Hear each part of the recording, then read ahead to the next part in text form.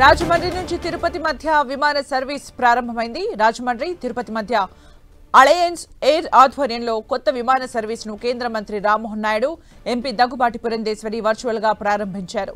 వారానికి 3 రోజులు నడిచే ఈ సర్వీస్ అందుబాటులోకి వచ్చింది. తొలి రోజు పూర్తి ప్రయాణికులతో విమానం తిరుపతి నుంచి రాజమండ్రి రాకపోకలు సాగించింది.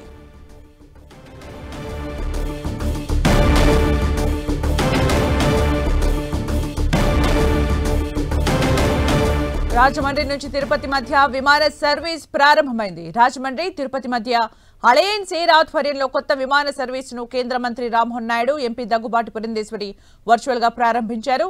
వారానికి 3 రోజులు నడిచే ఈ సర్వీస్ అందుబాటులోకి వచ్చింది. తొలి రోజు పూర్తి ప్రయాణికులతో విమానం తిరుపతి నుంచి రాజమండ్రి రాకపోకలు సాగించింది.